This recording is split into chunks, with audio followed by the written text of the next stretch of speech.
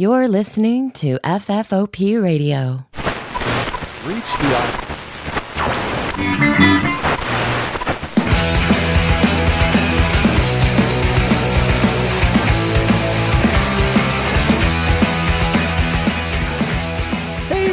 welcome to the show. My name is Dave, and this is another episode of the Reviewniverse.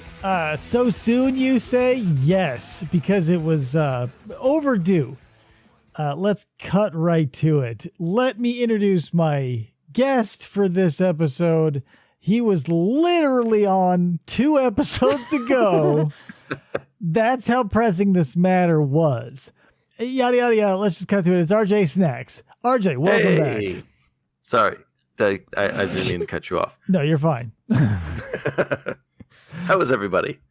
Doing well on this end, and by I didn't say we, but I should have said we. We're doing well. The we who I'm referring to is me, and there's Chris over there. This is going great. Yeah, like really always. Friggin' nailing it, brah. Okay, so let's get, you obviously read the title of this episode. I don't know what I'm calling it yet, but it's Gar-a-Field themed. It's time. I've done this a million times. I've given micro reviews of these.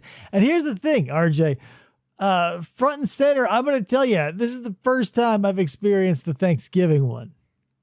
Well, it was the first time I've experienced all 3, so yeah, there you go. I felt like you did on all of them for the Thanksgiving one, and what a one to be the first time of. Woof!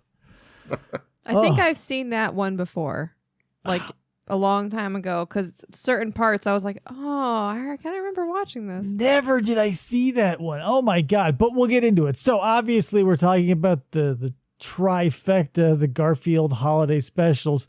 So let's jump right into it. First one, the best one, in my opinion, we're starting with the Halloween special. Okay, good. Because that's the order I started with Halloween. Yeah, so we're going Halloween, Thanksgiving, Christmas. Right in order. Yeah, because to do it any other way would be like insane, right? You'd be a psychopath. Yeah, you'd be completely nuts. So, holy crap. So let me get your first impressions. When, first of all, let's break down the first scene. Classic morning. It's like panning over the sunset, pulls into the window, and there's Gar-a-Field watching the TV. And it's a signal that they no longer do, but back in the old days, they would actually just shut down programming. And like from midnight to 6 or something like that, there would just be a static. Yeah, a static symbol like this. And then what was the clown's name? Binky the clown. Binky. So first of all, I got to get your impression. Like when you saw that static symbol, what did you think it was, or have you experienced that? I honestly just thought of like the emergency broadcast network, where it's just like the colors on the screen and nothing else. It's so crazy. Yeah, this is how long it's been. I don't even have cable anymore. So I don't experience anything like that. Yeah. And that thing, when I was a kid, and I watched this, it was the 90s, and this was, it came out in 87 or 86. I can't remember. Probably 87. But like by the 90s, that had totally stopped. It was now round the clock programming on multiple channels. And so even when I was watching this as a kid, I was like, what the hell is wrong with the TV? Why is no one fixing it? Yeah. And so it starts and it's like, hey, welcome to your broadcast date. Here's Binky the Clown. And so he starts, and if you're not familiar with Binky the Clown, you're not a Gar-a-Field fan. So I'm not even going to explain who Binky the Clown is. Obviously, you've never come into contact with Binky. I have not, no, thankfully. Didn't you watch Gar-a-Field and Friends as like a kid on like Saturday morning cartoons? Sure, but I didn't remember. Like I remember normal. How do you remember Normal and not remember Binky? You're insane. This conversation's over. The show's over. Thanks for listening, everybody. Thanks for listening. It's been another review. No, but yeah. So you don't remember Binky? Not at all. Wow. So I love Binky first and foremost. I got to get that out of the way because he reminds me of me. Oh my God. That's horrifying. But if you watch these specials, now I told you were going to watch these, and prophecy's been fulfilled. So when I tell you, the listener, to watch these, you have to watch these. I'm begging you. I don't think Binky's in the other two, though. No, he's just in the Halloween special. He would just show up in the show every once in a while. He's mentioned in the Christmas. Yeah, because we'll get to it, but the dad reads the storybook. Oh, yeah. We'll get to it. So yeah, we get Binky, who like tricks Gar-Field into doing jumping jacks, which is hilarious. Because like the great thing about Gar-Field is like his delayed reaction and his voice actor, right? Yeah, it's just like, what am I doing? Why am I doing jumping jacks? Yeah, and like, why not? It's so crazy that, and also this is where Gar-Field learns of Halloween. Yeah, it's like he's never done it before. Yeah, Gar-Field must be 40 years old in his time, which means several years our time. And he's like, what? Halloween is like a holiday, like a big holiday? Yeah. Oh my God. And you get candy? Does John never do trick or treat, like give candy out for trick or treaters? Is this like... Listen, we have to, for everything that we're going to be discussing, we have to push this aside because we cannot watch Gar-Field's first Halloween because he would be a kitten, and that wouldn't be canonical. So we have to, like, I just wanted to acknowledge that it's crazy that Gar-Field's 40 and having his first Halloween adventure. Presumably 40. Presumably. Maybe and instantly knows all the rules. Yes! That's another thing! Like, he just receives it through osmosis. I think Binky covers the fact that you dress up and you go get candy from people's houses, but that's kind of it. Yeah, and then that's what leads into, now full disclosure, these are musical episodes. We get our first song. So this is where Gar-Field goes from basically Binky's bare bones description of Halloween to like singing an entire song about it. Incredibly well orchestrated. And he's like, oh, you know what? That 3-second lesson I just got gave me an idea for an incredible tune. And, you know, it was right. That was an incredible tune. I loved it. I did enjoy all the songs. I honestly, the whole time I was listening to them, I'm just like, I could see myself as a child just singing along to these constantly and just driving my parents insane. I still know the words. Krista can back me up. Yep. He turned it on yesterday and literally, like, I didn't realize what was being turned on because I was feeding Elliot, and he's just reciting the whole show. I've seen the Gar-Field Christmas and Halloween probably as many times as I've seen the Turtles movie. So a lot is what I'm getting at. Mm-hmm. So anyway, Gar-Field goes back to sleep, wakes up the next day, and he's like, oh yeah, now, boom, well rested, finally, time for candy. And like, this is the thing, another reason that this is his first Halloween is hard to swallow, because he walks in on John, who is carving a pumpkin, but forgot one thing. He puts his blanket over himself and basically dresses like a ghost. Or like nice blue ghost. Yeah, like he does like an inchworm type thing, and he just sort of scoots his way in. And then, you know, he goes, boo, scares John, and the pumpkin flies up and lands on his head. Which sets up this is like the slow burn of Gar-Field. Because like the scene progresses, right? And there's like the bowl of pumpkin innards that John was scooping out, and Gar-Field mistakes it as lasagna. Not sure how. Yeah, he's like, oh, what's this, lasagna? And he eats it and chews it for quite a long time before John says, oh, I didn't realize you liked pumpkin innards. Or since when do you like pumpkin innards? And he spits them out. Like, does he have no sense of taste? Can you just tell Gar-Field that anything is lasagna? Maybe cats don't have taste buds. Well, then why the lasagna? If the thing is that he can eat a handful of, like, because pumpkin insides look nothing like lasagna. I don't care where you come from. Maybe there were lasagna seeds. And that's how you grow the lasagna. They'd still be a different color, right? Lasagna is red and white, and pumpkin seeds are nothing but orange.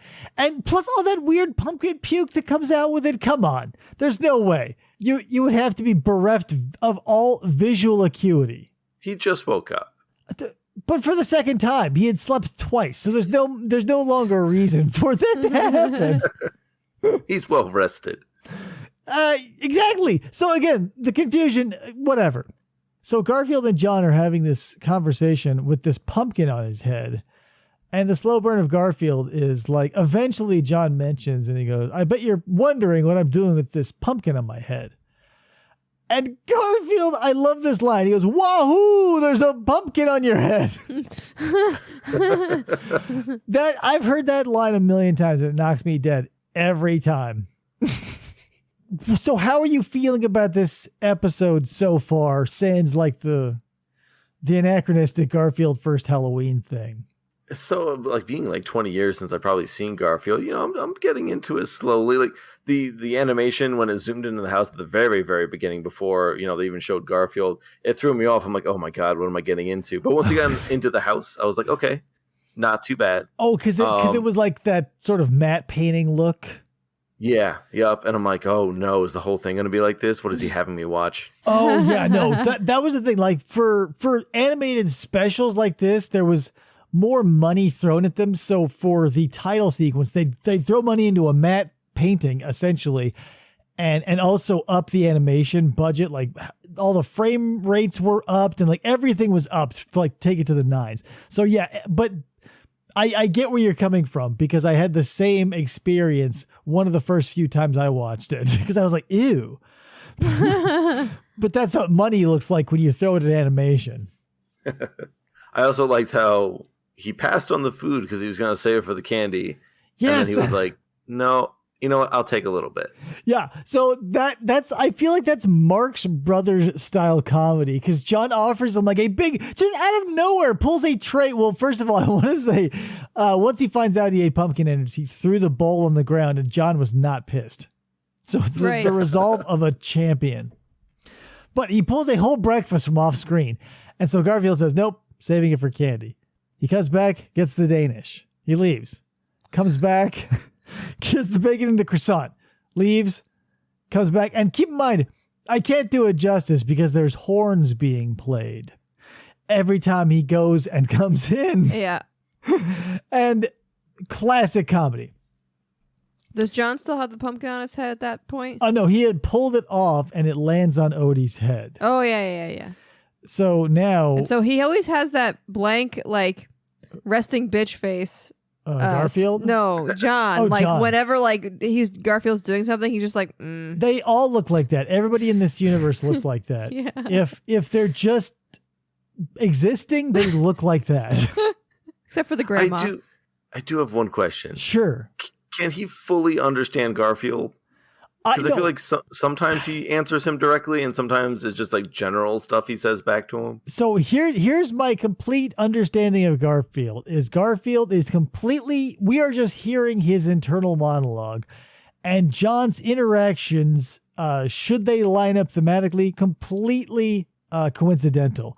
It's just they're usually thinking about the same thing because Gar-Field thinks of very few things. Lasagna being one, and then the Halloween, Christmas, and Thanksgiving specials, it reads into itself. What about Odie? What about Odie? He seems to have more of like he responds to the things that Gar-Field's asking. I don't know, because here's the thing. We talked about it before. Him or her, I've never gotten confirmation. But Nermal and Gar-Field communicate. So I don't know if it's a same species thing because we don't get Odie's inner monologue and we never get confirmation he understands anything beyond intuition.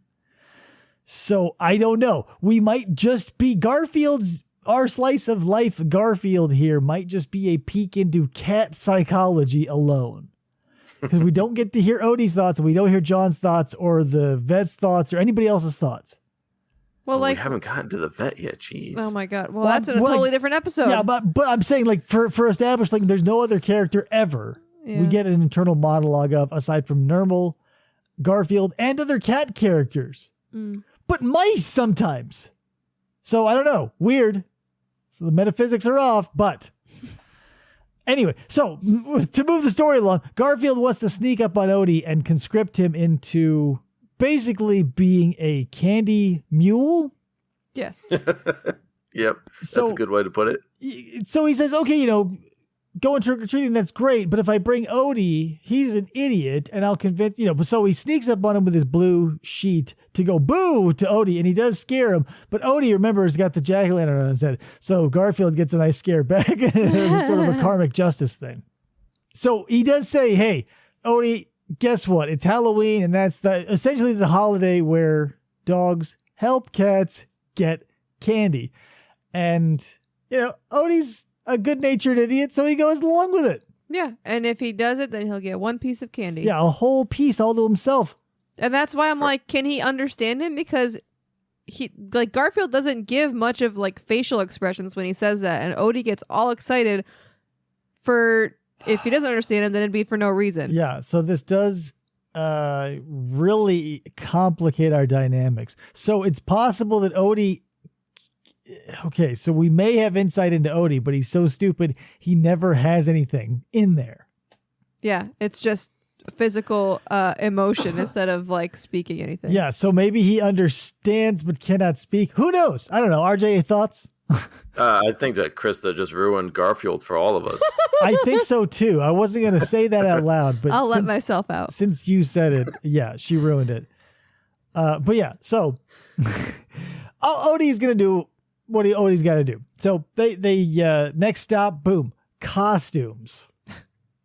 Now, John's attic is insane because John doesn't look like a hoarder, but Gar-Field says that John never throws anything away. And I kind of want to believe that because when they get to the attic, the first trunk they open is full of family prosthetics, essentially. Gar-Field opens a box and he's like, fake teeth, glasses, a wig, this dude's bow tie, this, that, and the other. And he basically is chucking crap behind him and it is all conglomerating on Odie. So when Gar-Field turns around, we get a nice scare again. I don't know why that always cracks me up because when you turn around, you don't expect the crap that Gar-Field is throwing back there to be doing anything. But when it's all on Odie in exactly the right order, it's hilarious. Yeah.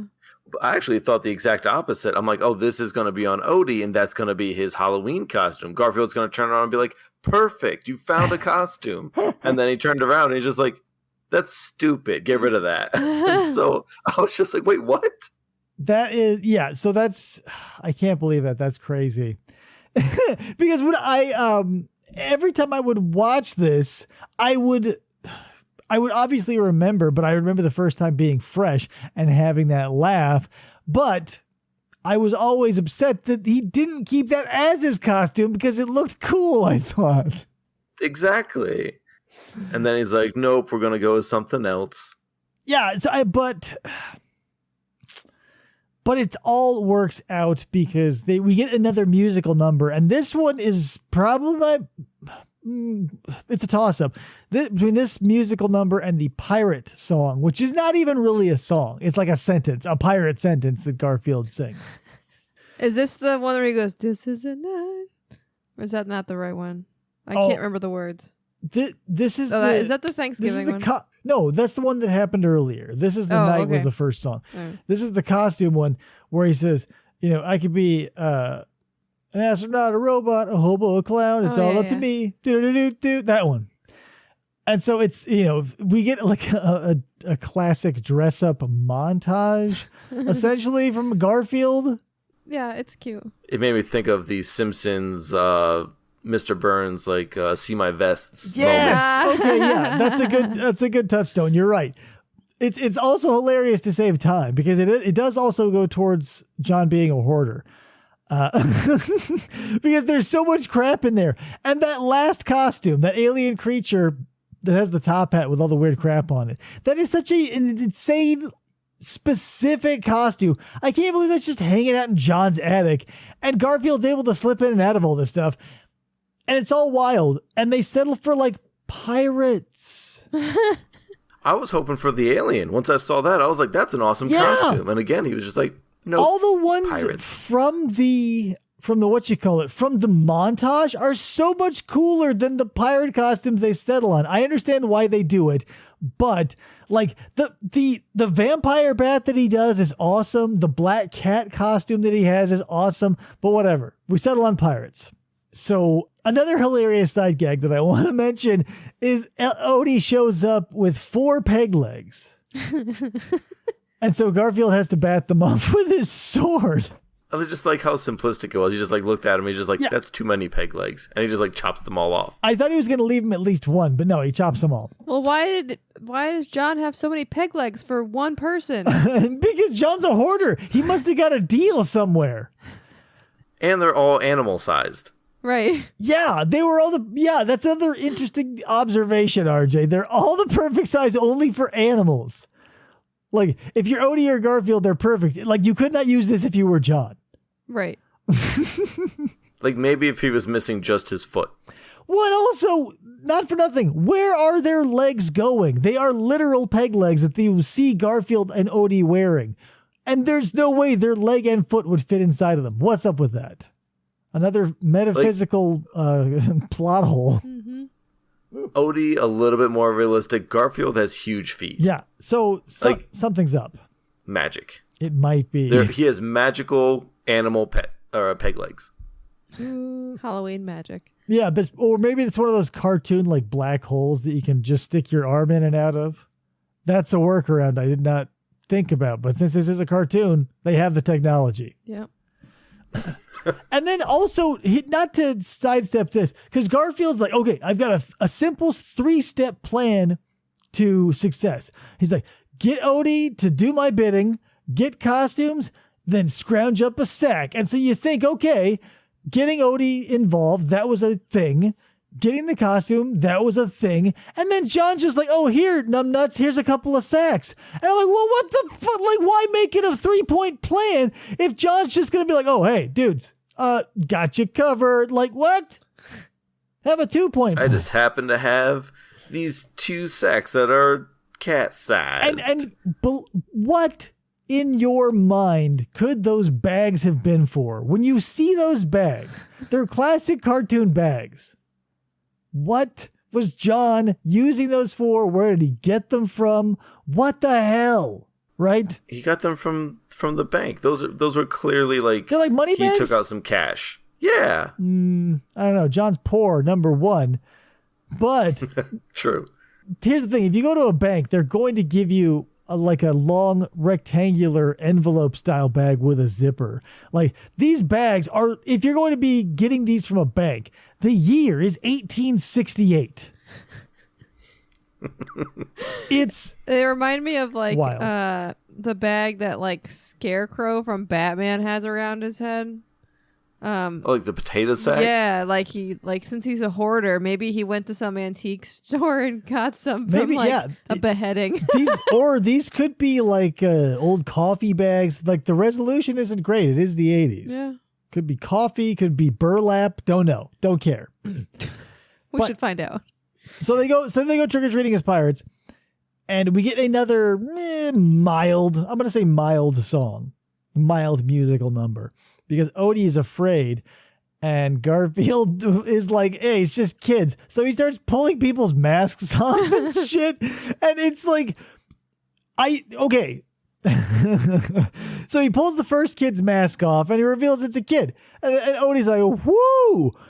And instead of like letting that lie, having Odie be satiated, he goes on to just prove that the first kid was a fluke.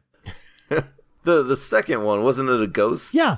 The ghost shows up and he goes, hey, Odie, just to double down and show you everything's safe. He grabs the top of the ghost sheet, lifts it up, and it's just a huge pair of hairy legs, like werewolf legs.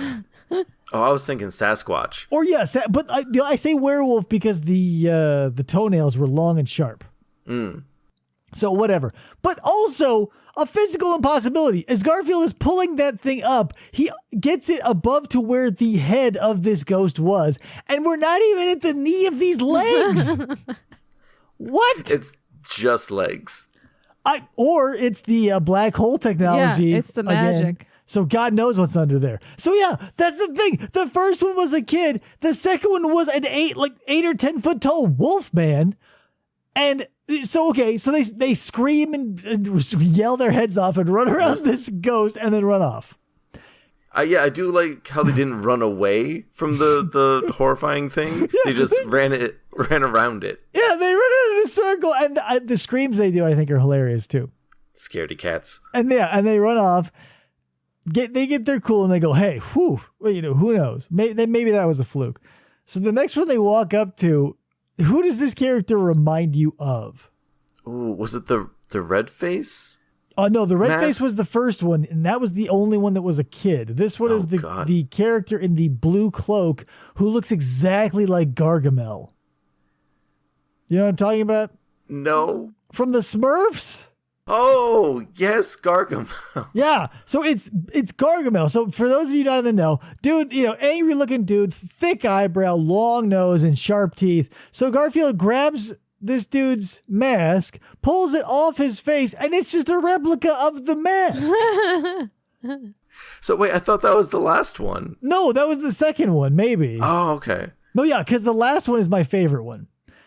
But so the Gargamel character, they run around, and he's so disoriented. Maybe, okay, so here's the plan, RJ. I see why they do it. So when they freak out and run around Gargamel, he gets disoriented, and when they run off, when he reaches to grab them, he can't get them. So I endorse this plan. Run around your attacker and then run off. You'll disorient them, and they will try to grab you. So the last one is another ghost. Oh, and what was under the last ghost then? Yeah, what was it? Because I remember the hairy legs. I remember Gargamel. Uh-huh. And then... The last one's my favorite. You got to get it. Come on. Wait, was it nothing? It was nothing. It was an actual ghost. It was just a sheet. And so when he pulls it up, it is literally just a sheet, and it floats back down. And again, running around in circles. And here's the thing. Every time it's a ghost, they're totally cool. Even when the ghost is legs, it just looks like, oh, hey, what do you think of that? When it was the giant legs, it was like, oh, some people. Gargamel was the only true villain. The real ghost was like, it's a living. That was his basic sentiment. But I love it, especially with the Gargamel. It's just like they weren't scared of the mask, but when they pull the mask back and it's exactly the same as the mask face, then they start freaking out. Because that means he's an actual monster. Or, I mean... It's just a man with a long nose. But we're supposed to be out there with children, RJ. If you find out that the evil wizard with the sharp teeth, is actually an evil wizard with sharp teeth and a big nose, you go, you're not a kid. And you run around him. And obviously they were right because he tried to grab him. True. He was a predator. Maybe it was a hug. Oh, no, you don't hug like... I can't do the motion on a podcast, but you can't hug like that. So, now we have a nice montage of just a cavalcade of candy falling into the bag of each animal. Well, no, he threatens. He threatens? Oh, yeah, he threatens the first lady. Yeah. Yeah, he does threaten the first lady. And he's like, because he only gets one piece. They only get one piece. And he says, but okay, so here, God damn it, RJ. So here's, you bring this up. Mm-hmm. He threatens her, but, okay. Oh, no. I just realized what that means. Right, but there's a back door for this. Because he has a sword. He has a sword. He brandishes his sword. So she may have gotten the implication, maybe not the whole thing. She may not have gotten the whole thing about the drapes, is what I'm getting at. Mm-hmm. She may have just, because she obviously is a very confused woman. This is obviously a dog and a cat showing up to trick or treat, and they go, oh, cute kids, whatever. And John's okay with this. Yeah, right. But again, Gar-a-Field is like 40, Odie probably in his 20s. They're also pets. And they also pass as humans. So we're living in a cockamamie world. But this is where it gets even more cockamamie, because when you're trick or treating, you stick to houses, right? Yes. Usually, yes. So why is it? Because it's just like they're walking haphazardly along and they end up at the end of a dock. Yeah. That's why they need adult supervision. they finished the neighborhood, I guess, right? And then yeah, like you said, they just walk through like a park or grass or whatever and end up at a lake. No, it was a river. Yeah, it was like a little river. But let's be real. If you're trick-or-treating, you would have to go completely checked out to leave neighborhoods and go toward a river. Like, what are you, like, there's no way they got everybody on that side of the river, RJ. I refuse to believe that they got everybody because their sacks are so full. Number one, like the fact they want more and more is just avaricious on Gar-a-Field's part. And the fact if there's houses on the other side, there has to be some sort of bridge or transportation over the water besides like a rowboat. Yeah, because they look over and there are houses. Yes, and there's only one rowboat. And number one, there's only one rowboat. Number two, they steal it because they just go, hey, look, here it is. Yoink. Maybe this is just a crime spree. Yeah. True. Maybe they're not allowed. Like, you know how when you're a kid, well, at least when I was a kid, I wasn't allowed to like ride my bike past a certain point, like go down another road. Maybe they weren't allowed to turn left or right and they just walked straight down the neighborhood and it leads to a dock and they just kept walking straight. No, number one, Gar-a-Field lives on a corner. So they would have to walk the completely opposite direction if you're going to base everything on the sundown where it is in reality of the situation. This doesn't need to be picked apart like this. Anyway, so they get in the goddamn rowboat and instead of going across the river, they just go downstream. And when Gar-a-Field says, put out the oars, Odie puts out the oars and you hear two splashes. I don't understand how, but they lose all inertia because it's like the boat keeps going, but the oars stop. Like the boat keeps going with the current and the oars are like, see you later. I don't know how that happened. Plot Black device. hole. No, convenience. So they float down the river. Gar-a-Field calls for his mommy. And then we're just, bored. Gar-a-Field's bored. He's like, we're never going to get home. Odie is completely checked out, looking around. And then they just like stumble upon, I don't even know, like, do you remember the genesis of the house that they find? The genesis, I mean, I just know it was on an island in this river. Yeah, it's just like but that's it the thing. appeared Like, from the fog. Yeah, but why? I guess here's what I'm going to nitpick is like they've been floating down the river, apparently helpless. Oh well, okay. So sorry, they literally do nothing. I remember now. The boat literally just goes straight as an arrow and hits the island. So I thought, because I was trying to remember how did they get to the island. Because they could literally paddle with their hands, paws, if you will. But they do nothing. It literally just goes chunk and they hit it. But what a cool old house, right? And I like how the whole goal was to get candy, right? So they get to the island. I'm like, okay, cool. They're going to trick or treat at this house that they found on this island. And he's like, nope, we're going to break into it and explore. I'm like, what? Yeah, that's another crazy thing about it is like finally they get somewhere and they're like, aha, we're safe. But instead of like one, not trick or treating, or two, asking for help, they're just like, he's gonna kick open the door and demand to see what's going on here. But he can't kick it open. So he's a cat. He rethinks the plan and says, okay, I'm just going to open it slowly and see what happens. Which, again, is hilarious. Trying that after you kick it. Like, I can't imagine how the old dude sitting in the chair, like, yeah. Number one, he's a weirdo, so God knows what he's thinking. But this is where we meet the old dude in the chair. And the animation for him changes. What do you mean? Like there's much more detail on him than any other character in that whole episode, besides for like ghosts. Yeah, you're totally right. Because he's like our, he's our linchpin. He's our like all is lost moment. So he's like this super super duper old dude, and they don't realize he's there apparently because they just go in and think this fire was just lit by nobody. And so he tells a story of 100 years ago to the day, like Halloween night of all nights, right? there were these pirates. So this was probably 1887, 100 years ago. Yeah. Released in 1987. So in 1887, these pirates are roaming around wherever this place is, like literally where John lives, like right down the street, within trick-or-treating distance. There are pirates, and there's a pirate thing. And they're being chased by like the British, aren't they, or something? Yeah, like a government ship is after them, and they're so heavily laden with treasure that they got to ditch it in this island again. Within trick-or-treating, trick-or-treating and a short boat ride distance from John's house, for God's sake. So, this old dude, we find out, is the cabin boy of those pirates. So, little side note, he's 108 years old. Congrats. I thought he was 10. What was he, 10? I thought he was, oh no, yeah, maybe you're right. So, like, he would be 110 also. Either 108, who's counting at that point? 8 or 10. He's a very young child. He's a cabin boy. So, super duper old. And he's basically like, they were going to wait 100 years and they're coming back tonight. And also, they know who's in here. They know who we are. They know where we are.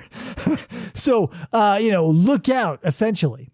It's like, if all you need to do to get that kind of power is make a blood contract, like, I feel like more people would make blood contracts and just get these power to, like, see into the future and come back from the dead and all this other stuff. Oh, so this is problematic for me personally, because if you're a pirate, I can understand what you're going to do with treasure. If you're a pirate ghost, I have zero idea what you're going to do with treasure. Yeah, you can't pick it up, I imagine. Well, you can, but you're dead. So are you going to walk into a store? The internet isn't there yet, so it's not like you can do online shopping with a chest full of gold. And even if you could, what are you doing? You're going to float into a bank with just a bunch of gold doubloons? Yar, I would like to purchase your NES. Yeah, imagine being like a fucking pirate ghost, like waiting in line at a Pier 1 Imports with like a really fine bottle of olive oil and just like throwing down some jewels? No, what are they doing with this shit? Whatever. Not aside to the point. Gar-Field and Odie are like, well, smell you later, old dude. Oh, and by the way, do you want to come with us? Boom, disappeared out of the chair. It's a ghost. And there's like, lightning strikes. This is a very, like, if you watch this as a child, and if you're listening to this, I hope you're not a child. But if you could go back in time, I was scared by this sequence. That old dude and the lightning strikes, it's all very visceral and spooky. Yeah. Nope. Nice contribution, RJ. Sorry. Nailing it. No, I'm kidding. I had to take a drink. So when we, so Gar-Field and Odie, they go, oh, well, smell you later, old dude. So when they go outside, there's the old dude in the boat, like pushing the boat along with a pole. And he's like, so Gar-Field goes, oh my God, the boat. And he goes, oh my God, the candy. And then, basically that's our all is lost moment. We had our inciting incident was what I misidentified earlier was the meeting of the old man. So they're like, okay, all is lost. We're on this island. Ghost pirates are going to be here any minute. Candy's gone. And they're just like, and not again, but if I were in this situation, I don't know what I would do. So they just sit down on the porch, which is probably what I would do. Well, right. Because what do you do? Yeah, no way off the island. No way off the island. You're in, basically a haunted house. Old dude stole your boat. Ghost pirates any second. It's like, I guess we'll just kick around here for a minute. But, so old dude's clock strikes midnight, which, wow. So Gar-Field's been out probably trick-or-treating a solid 6 or 7 hours. And, yeah. I mean, their bags were pretty full. Again. And they haven't eaten any of it. Yeah, all of this just for a little more over the river. Needn't have been. But, so their clock starts striking midnight. And so they go, well, we got to hide. So they're running around. And Odie pulls a hilarious bit where he sticks his head in a plant. So they jump into the only piece of furniture in the room. which is like an old TV stand or something, but there's no TV and it's whatever, totally empty. It's just like a bookshelf with a couple of doors.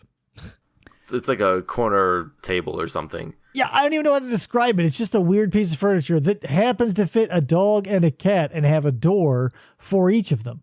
And this sequence, I thought I misremembered as being like super blown out, but I think that's just the way it is. And by blown out, I feel like it's overexposed. Because when the ghost pirates show up in their ghost pirate ship, it's super bright white. Mm-hmm.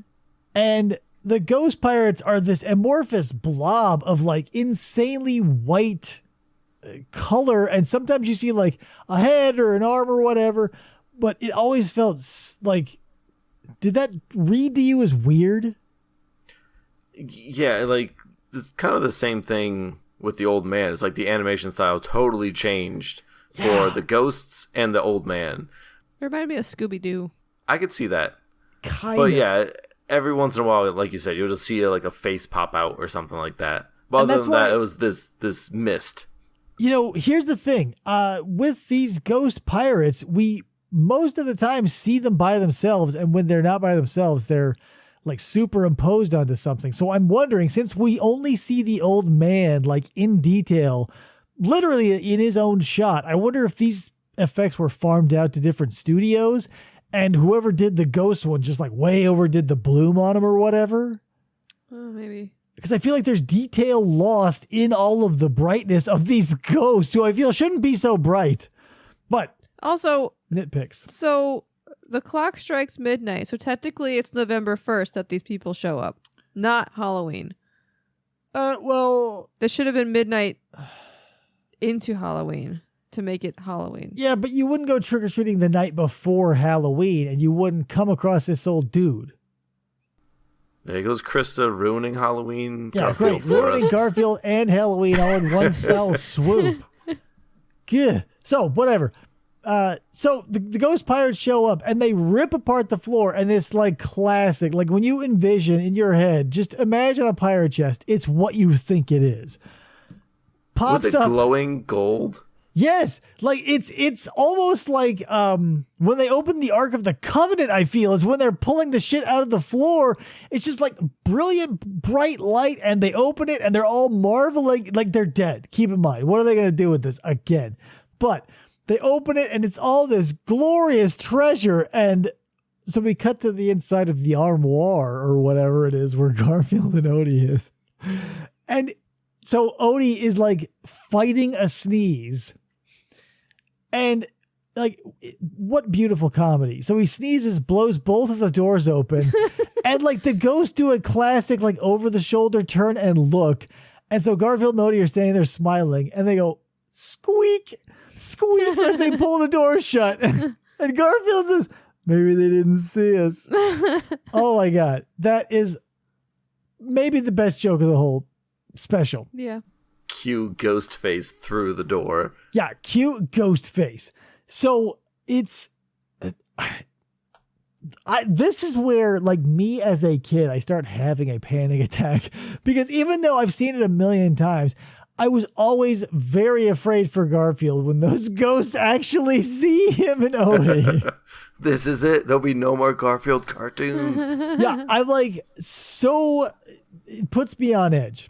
So yeah, they basically are forced out of the house by the ghosts into the water. Gar-Field cannot swim, so Odie comes to his rescue. Well, before even that, like they booked it to the dock, and then like they stopped at the beginning of the dock and turned around, and they're like, "Oh, the ghosts are coming," and they're like, "We gotta go." And so then they ran at like half the speed they ran to get to the dock. And it was like super slow. There's like lightly jogging down, and then that's when Odie fell in, or it was about to fall in.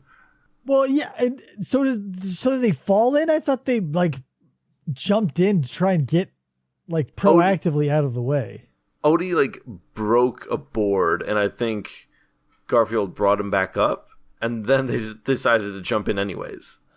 Oh, right, yeah, because that whole there's that tense little sequence where they're going along that rickety old, again, like just another ship's landing exactly where they needed, where there wasn't one before, I feel, or at least not that long. So they get in the water, and Odie just straight up saves Gar-a-Field. Just they swim across to the other side of the river. Now, also, keep in mind, the current has dragged them who knows how far down the river. The first time and the second time. So they're super far. So they wash up like on the beach, and just like, oh my, what are the odds? Like, there's their boat with the candy. The 110-year-old dude was like, you know what? I don't need the carbs. And he left it. Maybe he has diabetes. Well, and just like, what are the odds? And so... Whoa, I just realized a big plot hole. What's that? Odie dropped the oars. When the guy got into the raft, he had oars. No, he didn't have an oar. He didn't? I thought he used the oars to get away. No, he had basically a River Styx style stick that he was pushing himself like a gondola style. Oh, okay. Maybe it was his walking stick. Yeah, I that's why I think it was a stream over a river, because that he was like, he could have been singing old timey Italian tunes. He was gondola stick pushing himself along. So get to the end of the episode here. We get to the happy little moral of, like, you know, Gar-a-Field realizes that he had his ass saved dozens of times by Odie, and, you know, at great personal sacrifice, hands him his entire bag of candy.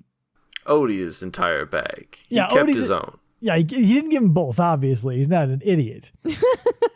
So Gar-a-Field's like, you know what? I'm going to unwind. Let's check out some TV. And there's the old dude with Gar-a-Field's pirate hat hosting an all-night pirate movie marathon. And keep in mind, they've been traveling all night. When the ghost showed up, it was midnight.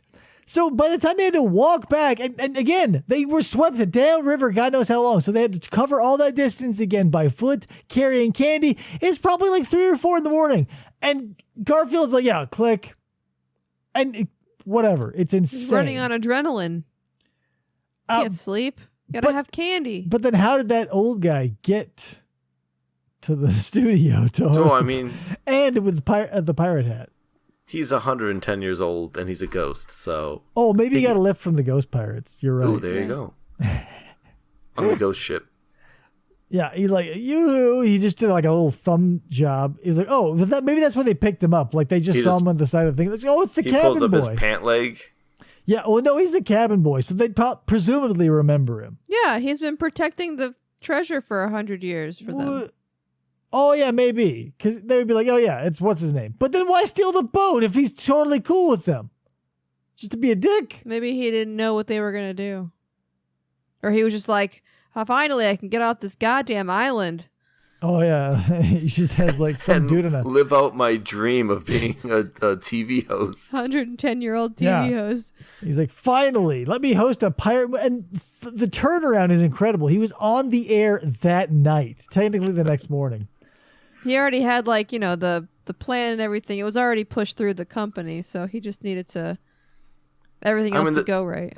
There's nothing on at that hour of TV anyway, so he asked them, and they're like, yeah, sure. It's free real estate. It's free real estate. Oh, man. So there's the Halloween special.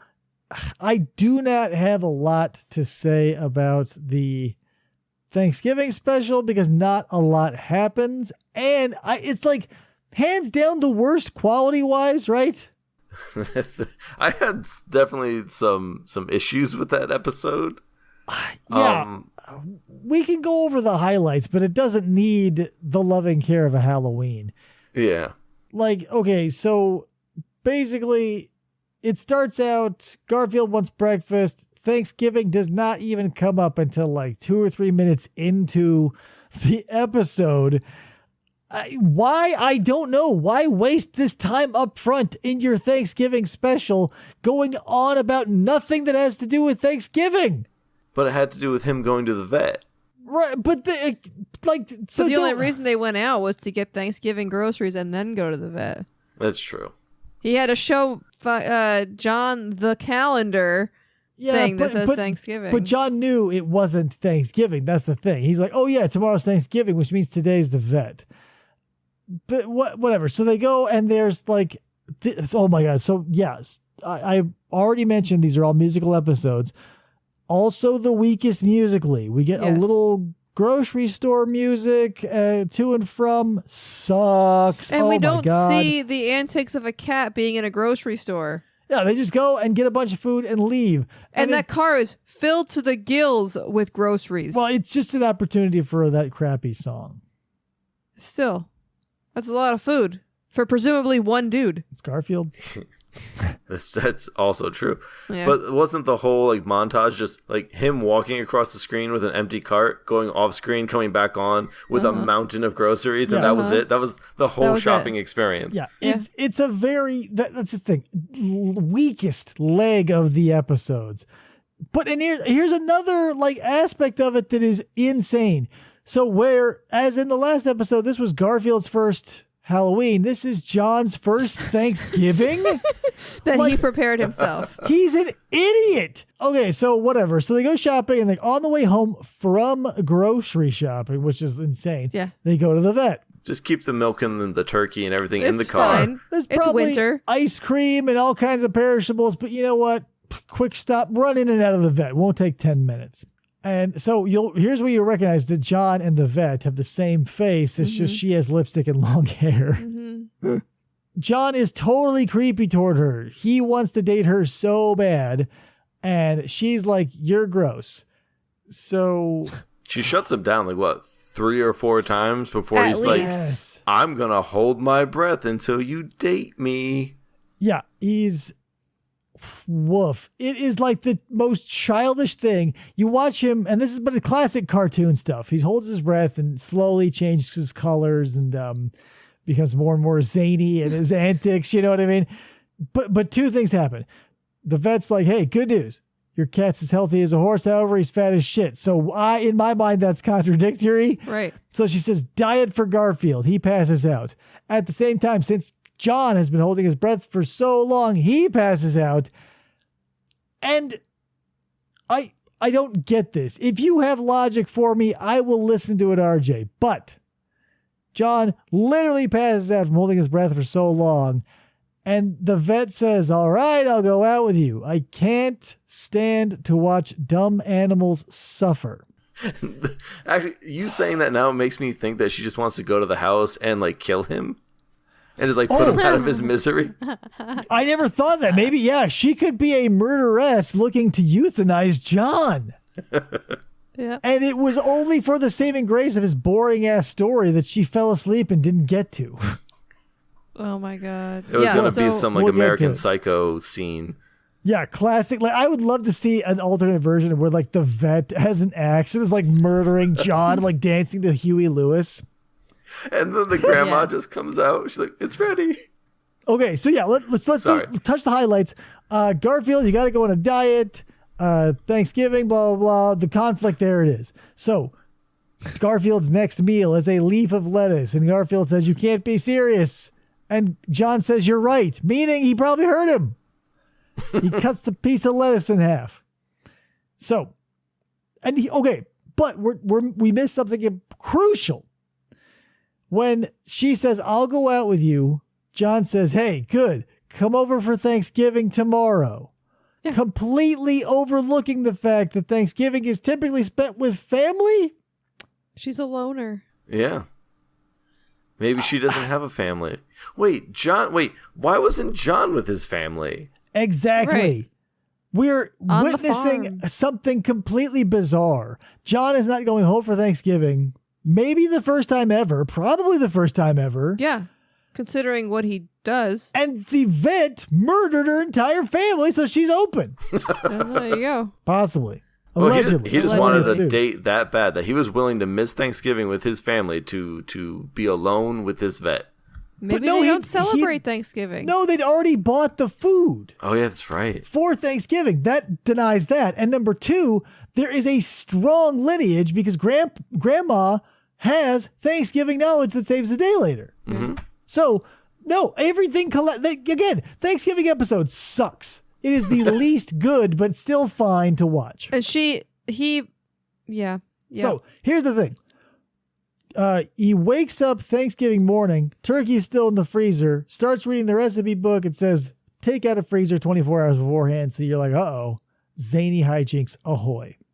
So he puts the turkey in the oven at 500 degrees. But not without doing stupid shit. And you can tell Jim Davis wrote this because it's like the caliber of the comics.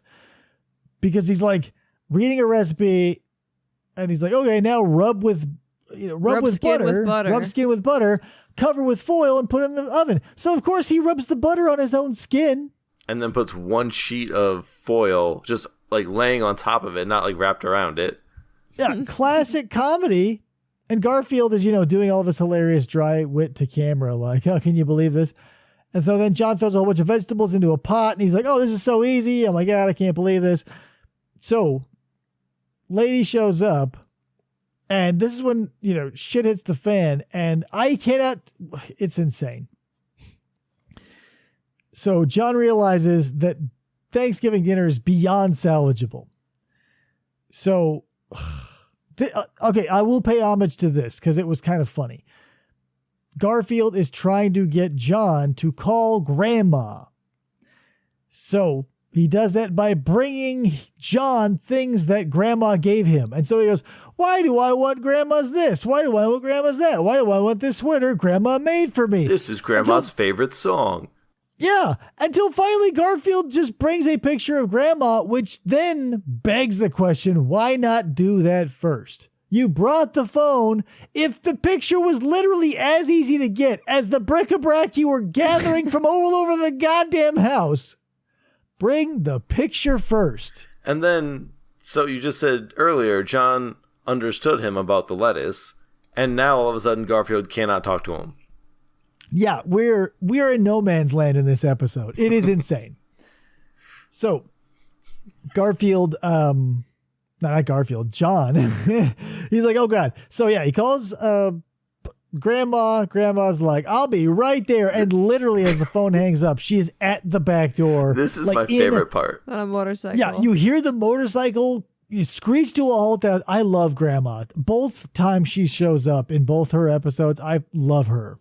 But she shows up, pulls off her helmet. She's like, I'm here to save Thanksgiving. And she's like this sassy old Southern grandma. God, I love her. She reminds me of my grandma. So does she shows kick up, in the door?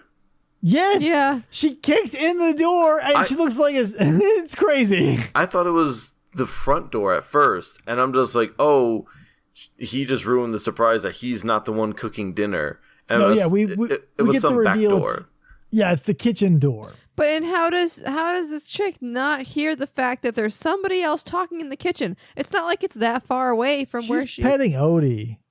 Well, whatever. You need it for plausible deniability. So she's like, John, get the hell out of here. But we do get some good news. While John is in there dealing with Grandma, the vet and Gar-Field sort of have a bonding moment where she's like, you know what? I'd rather see you fat and happy than thin and miserable. So she's like, we'll just do exercise instead of the diet. And that gives her a full kiss on the mouth. Yeah. So Grandma, who, again, awesome. She's like, don't worry about a thing. I'm going to make dinner. Get your dumbass out there and pretend to be charismatic. So she kicks him out of the room. And not having seen this before, my hopes were raised slightly so that I thought John was going to go out there and have some sort of charisma. And the gimmick would be that Grandma would have Thanksgiving dinner ready so fast he wouldn't have to play for long. I was wrong. What happened was he talks about Thanksgiving for like what seems like 3 hours of in real time in their universe. Yeah. While Grandma makes dinner. With a chainsaw. With a chainsaw, yes, because it's frozen. So she's like, you know what, blah, blah, blah, blah, blah. And she's like, a superhero in the kitchen. She's deep frying stuff. She's like doing all kinds of crazy vegetables and stuff. And Gar-Field's witnessing it all.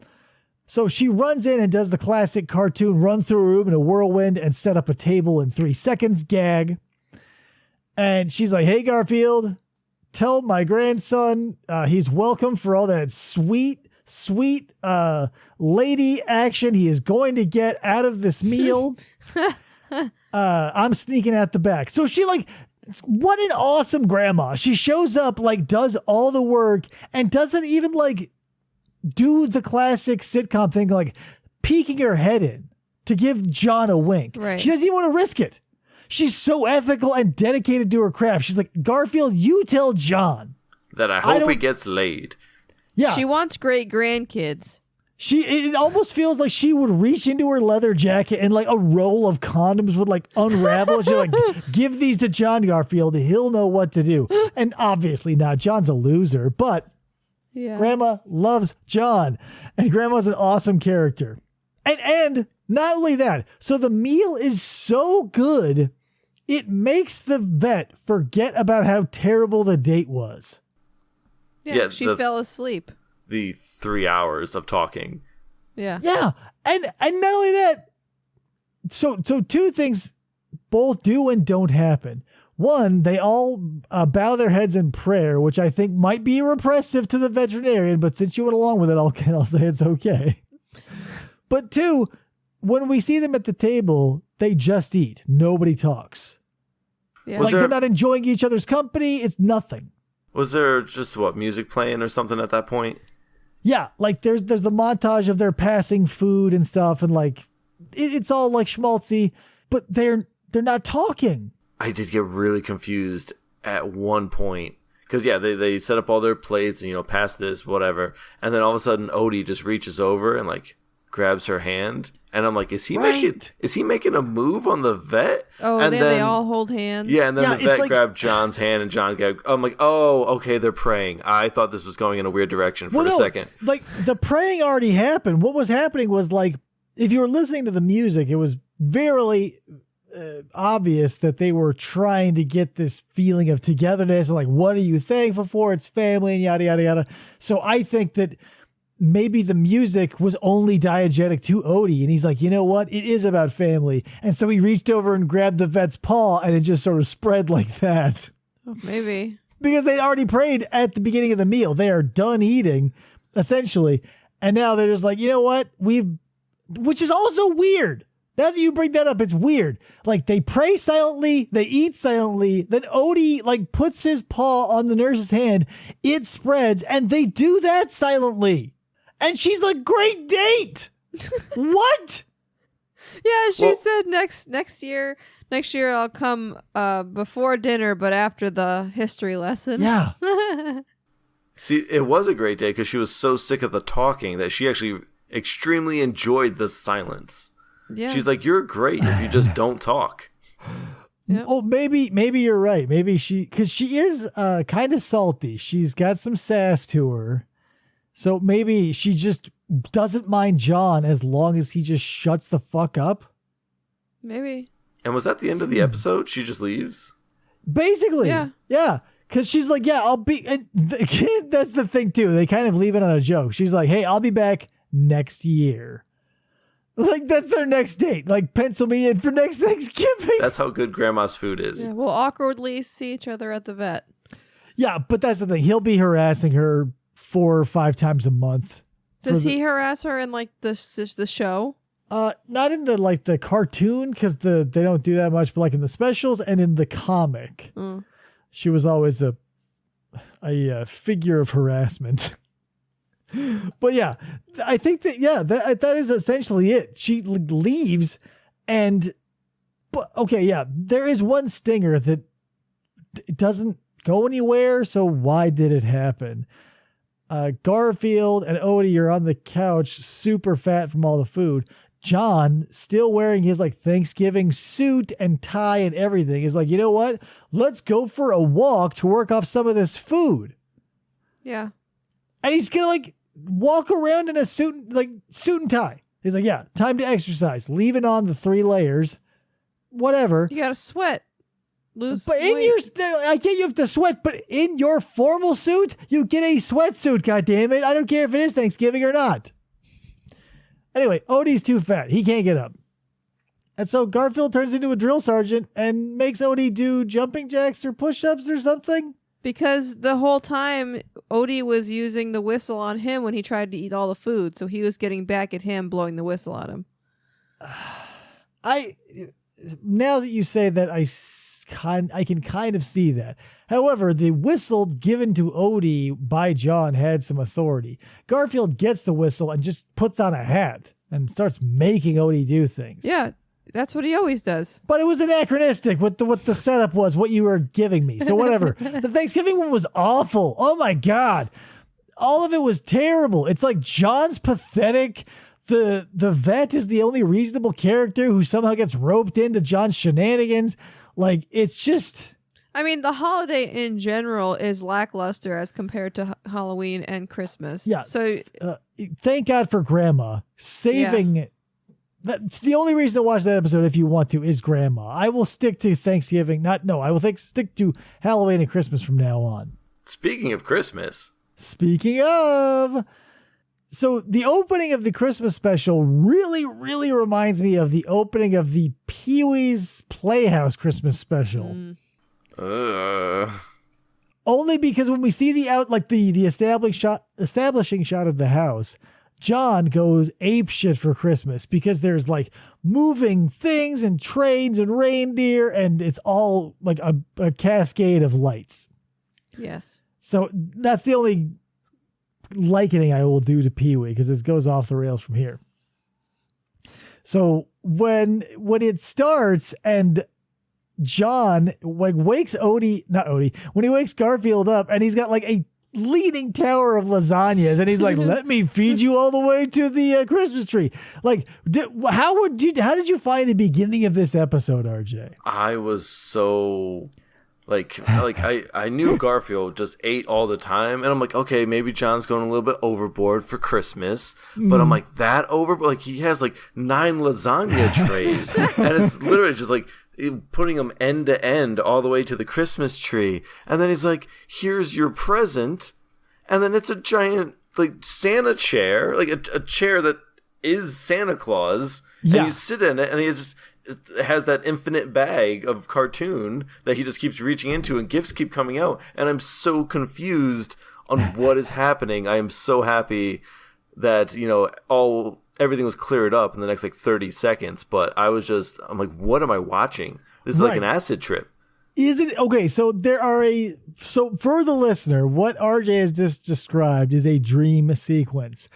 If you're watching it, there are some context clues to show you that it is a dream, because John does not actually go apeshit for Christmas. Like, the outside of the house does not look like Pee-wee's Playhouse in the reality of this show, but when we go inside the house, if you noticed, all of the backdrops are like sloppy kid-drawn color Crayola and marker drawings. See, I just thought that was John's decorations. Well, even the presents in the Christmas tree, like when we're looking, like the garland, like everything in there, once we get moving into the dream beyond his bed, is like dreamlike. Like It's like Elmo's world. Yeah, it's like Elmo's world. It's a completely fabricated but weird and bizarre experience.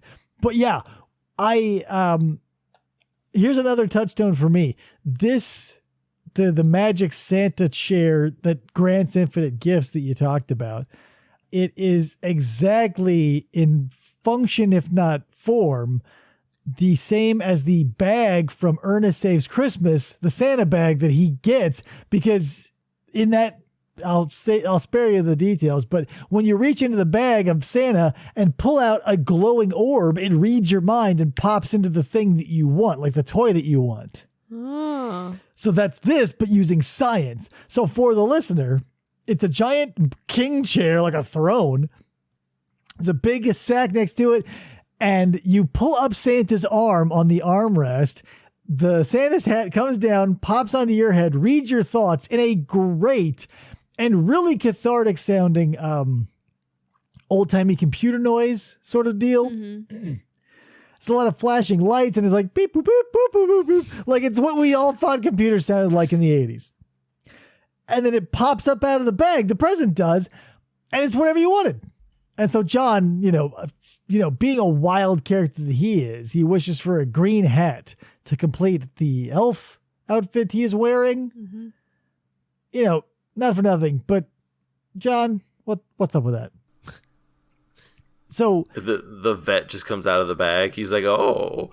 or something like whatever. But John's not the focus here. So Garfield's like, yeah, thanks, and he literally kicks John out as hard as he can. So when he put the thing on his head, what did you expect his first wish to be? Lasagna. Right? But that was the first thing that popped in my head.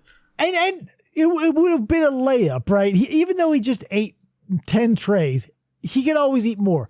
But what flies into his hands from that bag is like a handful of jewels and a string of pearls. He's a cat. What is he going, how does he have a conception of the wealth that would come with jewels and pearls? He's still thinking about Halloween. Yep. And that treasure chest.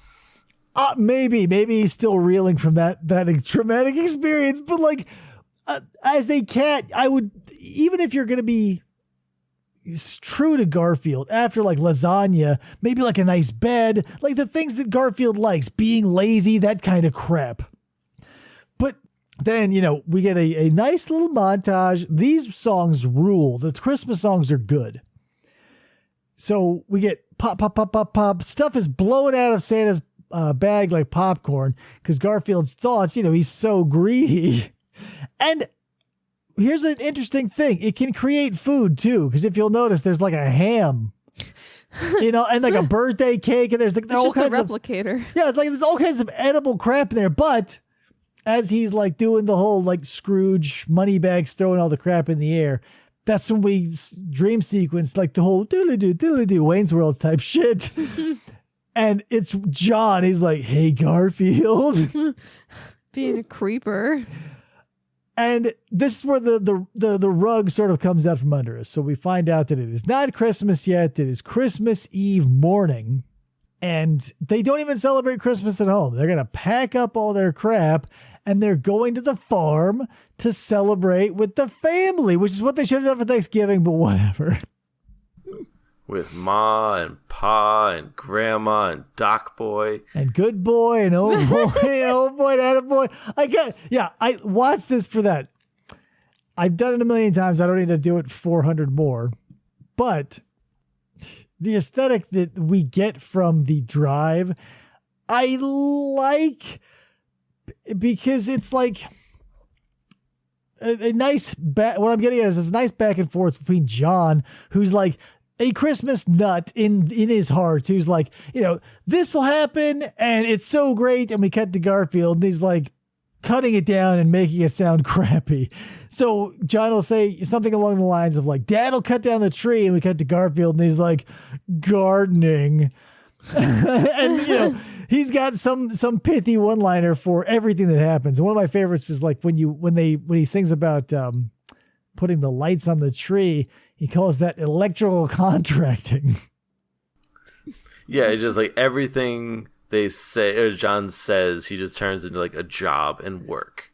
Yeah, so it's putting up the tree, it's setting up the lights, it's wrapping the presents and writing cards and cooking and all this other, Doc Boy is mentioned in the song, and so it's especially if you were peek into my childhood, especially if you were a cynical little asshole like I was, Gar-Field really made a lot of sense.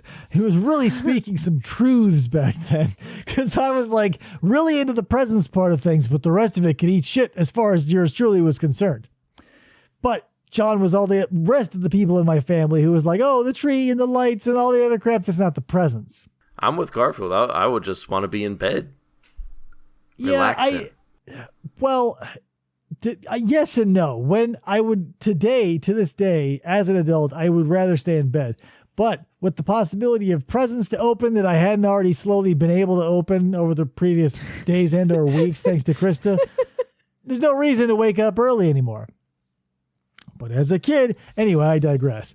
So they show up at the family farm, and there's Mom, and I love Mom because she has those cartoon eyes that are never open, so she's in a constant closed eyes smile. Yeah, completely not the same as any of her kids or family members. Her hair, I think, is where, because the color is at least the same in the texture. Because Doc Boy and Dad look alike. Yeah, I think John looks more like Mom. Anyway, regardless, so we show up and we meet Mom, we meet Dad, we meet Doc Boy, and then we meet Grandma. And Grandma's introduction classic drama queen. So Mom and Dad and Doc Boy, and don't pay any attention to me. I'll just sit here in the dark, rocking away, looking out this window and rotting away in my old shell.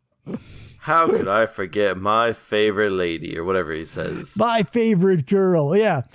And Grandma comes over, and she is, God damn it, I love her so much in this.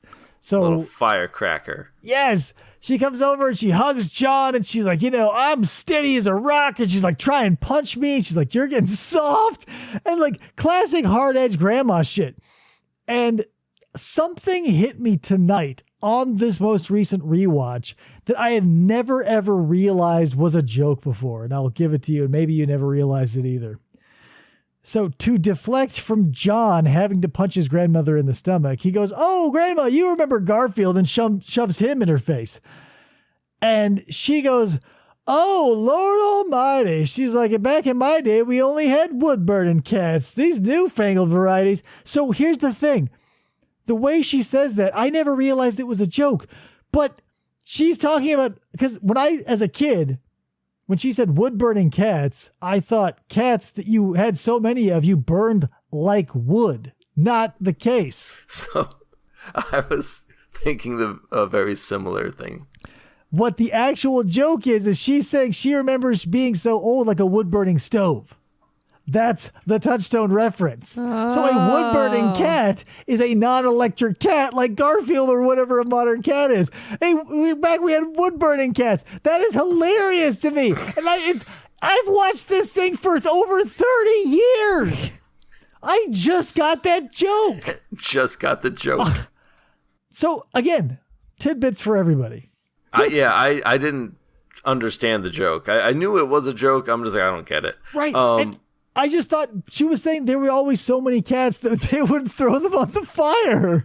That's what I thought she was getting at, and I'm just like, that's a little dark for a Christmas episode. Yeah, no. When you think of it as a wood-burning stove, she's making a reference to how old she is. It's a little less dark, isn't it? Yes. So do we think the grandma is the dad's mom? Because I love the bickering and stuff between the mom and the grandma. Not the bickering, but like the... I think... Well, the banter. Yeah, I think because if it were John's mom's mom, she'd call her mom instead of grandma. Because she says grandma later. She calls her grandma. And I don't know if dad talks to grandma, but my inclination is she is dad's mom. Yeah. But I also like when John came into the house and he's like, "Oh, it's, Mom, Dad, and Doc Boy." And Doc Boy just goes, "Don't call me Doc Boy." And I was like, "Oh, cool. He's going to say his real name." No. And then he just says nothing. Yeah. No, he never says his name. He literally gets called Doc Boy throughout the episode, despite not wanting to be called Doc Boy. So we don't know his real name. That's true. That is always picked at me, too. So we get a little sass from Grandma, too, because... like when, whatever, John and Odie, I think, go out to like find a tree. And whatever, it doesn't matter. But John's mom is making dinner. And Grandma's coming in and she's like sticking her finger in the gravy. And like she's doing a whole like classic cartoon sneak action. Like she's like, what's going on in this side? And she goes, "Oh." So she pulls out some chili powder. And that's when Mom walks in and goes, "Grandma." So that's why I think she goes, "Grandma, you're not thinking of putting chili powder in my sausage gravy, are you?" And obviously it's all a ruse. And she walks right by her holding the can of chili powder. But everything she says under her breath is pure gold. She goes, "Oh, heavens to Betsy, dear. I'd never think of such a thing." And as Mom is wandering off, Grandma's like, essentially something, I don't want to spoil all of it, but essentially something along the lines of like, "My fucking gravy took the blue ribbon at, the Crux County Fair or whatever. Don't tell me how to run my shit," and dumps a shit ton of chili powder into mom's gravy. And it's hilarious. And when I first saw that, I thought it was pumpkin pie because it looked similar to the pie from the Thanksgiving episode. Yeah, and she just right. like shoves her finger into it, and then she's like, sausage gravy or whatever it was. Yeah, the first time I saw that, I did get the same thing you did. I thought they were making a pumpkin pie on the stovetop. Now we've got a little bit of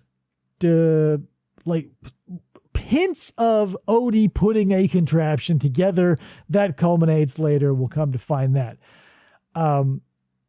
But get a little payoff for the chili and the sausage gravy because we cut back to Gar-a-Field, who now, why is just gravy on the stove? Number one. Number two, people are just coming by and everybody's sticking their goddamn hands in it. So for the third finger in as many minutes, Gar-a-Field sticks it in there and he has like a little fire out of his mouth action. So a little comedy. So then we sit down, time for dinner, and everybody in this everybody in this special, bar none, is completely against their part of the tradition. Like, no, the dad doesn't want to do any of his stuff. Aside from mom and grandma wanting to fight over making the food, like Doc Boy doesn't want to do anything he has to do. Neither does John, neither does Dad.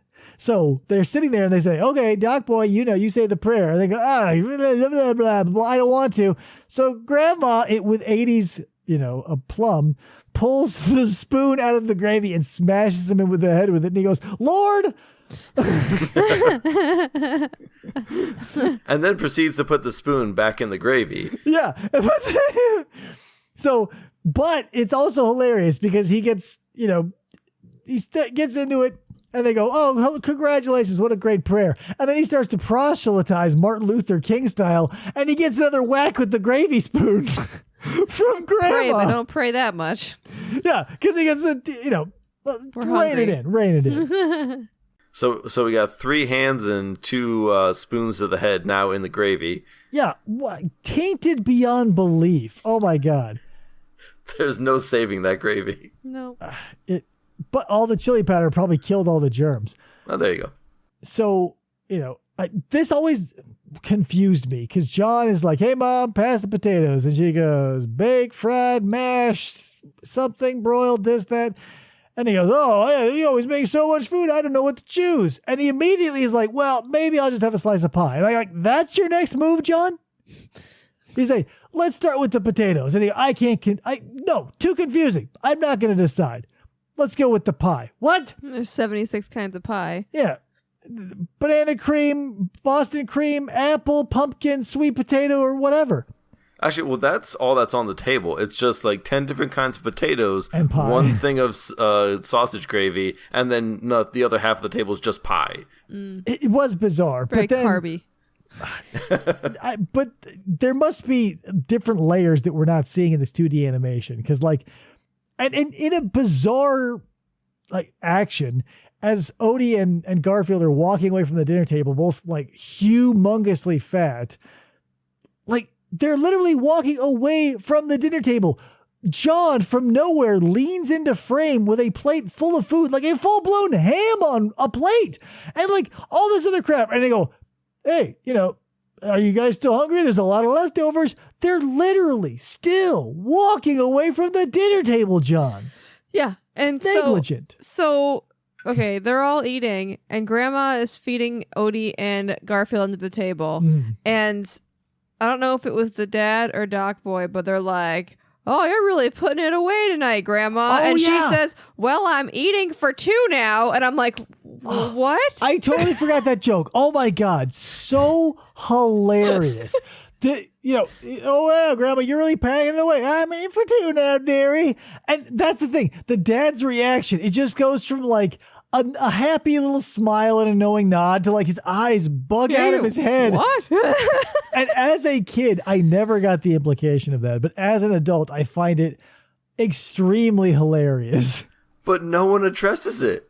No. He just goes bug-eyed and he's like, wow, classic. Cut to the next scene. Yeah, cut to the next scene. We're like, now it's time to trim the tree.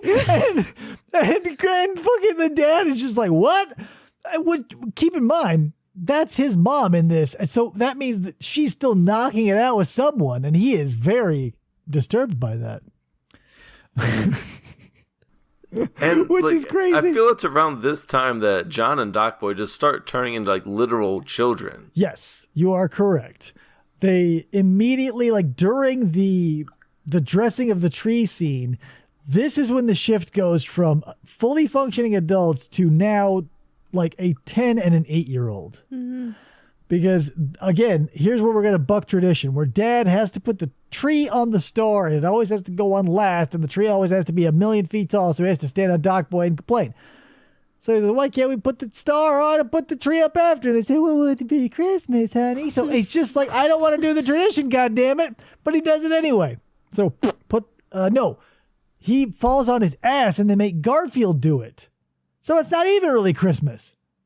Spoiler alert. And then isn't Gar-Field like scared of heights when he gets up there or something like that? Yeah, like it's so crazy. They conscript Gar-Field and he just climbs up through the tree. So presumably he got up there totally fine, popped it up there. It's like, okay, donezo. And then he gets scared of heights, and we have this like hilarious high wire circus act. And he just falls back down through the tree, which would have been intuitive, I would have thought. Yeah. But whatever. Hilarious comedy. Pratfalls, some stuff falls on him. We get the he says the drug out into the street and shot line at this moment, because the punctuation of it is a ball falling onto his head from the tree. Also, I love the moment where they plug in the tree and everybody goes, ooh, their mouths are such perfect circles. It's hilarious. And that reminds me of like Charlie Brown. Like the animation in this in Gar-Field reminds me of a mix of Scooby-Doo and Charlie Brown. Kind of. Yeah. Jim Davis's style is pretty interesting. But okay, so after the tree reveal, it's now time for Christmas songs. And these are, so okay. This Christmas song is where we're going to get dark, but we'll talk about the lighter stuff first. So mom's like, hey, Doc Boy, why don't you play us some Christmas songs? And he's like, Ma, I don't want to do that. And this is when his dad walks in and he's like, you're going to put those 24 years. Again, let me repeat that. 24 years of piano lessons to use, he says to Doc Boy. 24. And he's completely shit in it. And you think if it didn't work after like 2 years that you would quit. Nope. They kept putting money into that. And so whatever. There he sits down, he sucks at it. And if I were dad, I'd be like, what did I do for 24 years? So whatever. The grandma comes in, kicks his ass out of the way, and like does like a real jazzy rendition of Oh Christmas Tree or something. And again, like it's like basically that was the joke. And now it's like the pacing comes to a dead halt, right? They're all standing around the piano, and the mom's all frazzled. She goes, that was interesting. And then John just like, it's like totally silent. They're all staring at each other. And he goes, hey, Mom, why don't you play the piano? And then he gets all somber. Like she sits down. It's like, dee, dee, dee, dee, dee, da, da, da. And also, when they start singing, what you'd expect to hear would be the voices of the family you are seeing, right? Oh, correct. What do you hear, RJ? Not the voices of the family. I'm assuming it is like it's a children's choir or something. Yeah, it's like and it wouldn't be so anachronistic if they didn't like immediately shoot over to the dad who's got the deepest voice of them, and you're listening to essentially like a chorus of 10 to 12-year-olds sing Christmas carols. Yeah.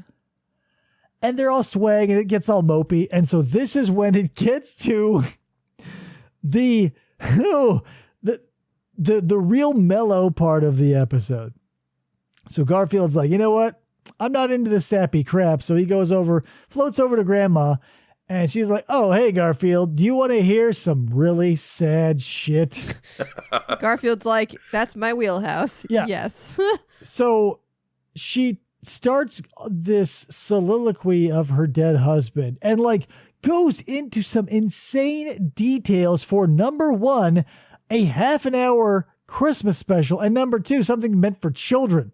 So she's like, he's been dead for God knows how many years, but he was so strong. And sometimes she wakes up in the night feeling him around her. And Christmas is, or was rather, his favorite holiday. So she's like extra sad. I feel like this is his first Christmas that he's gone.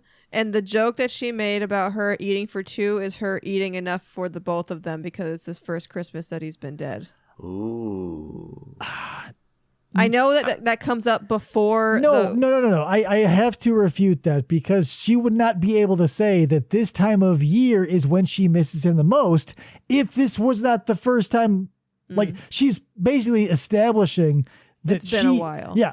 It's been a few years. We get a close-up of the picture of the two of them, like, for context. And so it happened recently, but not last year.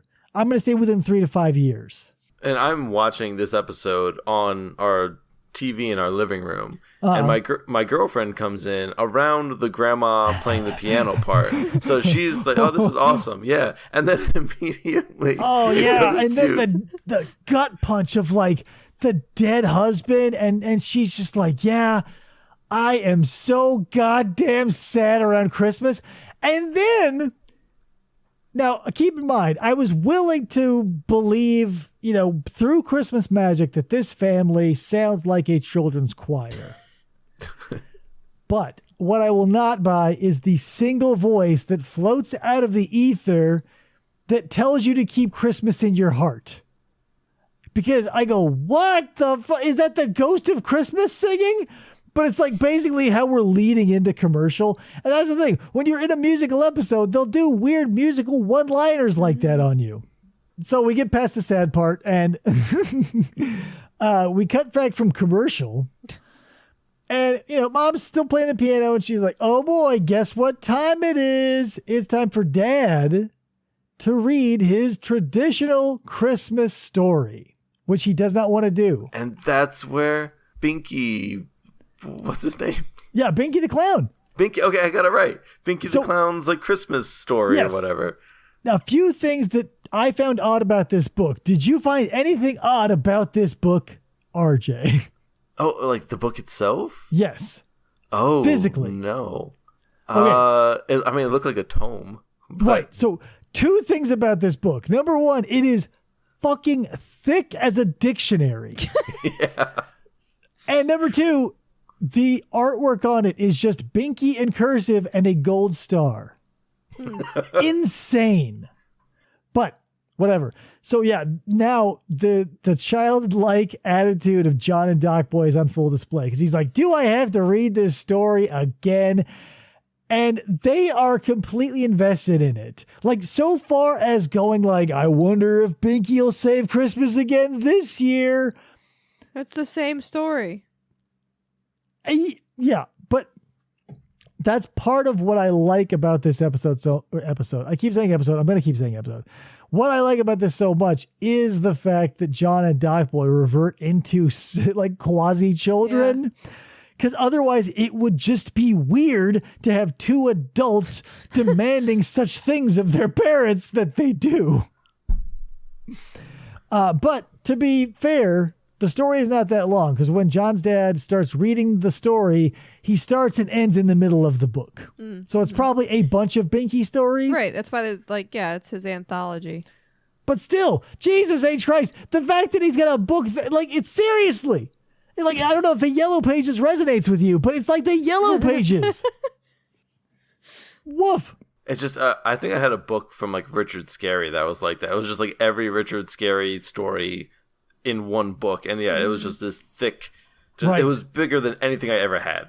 I feel like I had one of those too. Like, I also had an enormous book called The Enormous Book of Facts.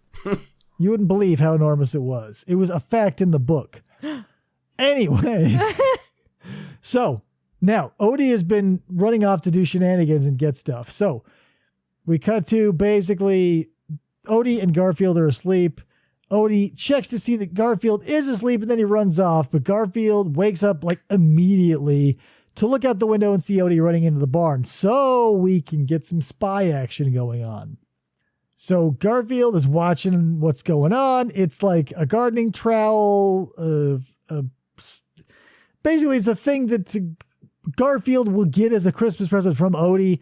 It's a complete mystery to me as a child. Now I get it, but I was like, what the hell?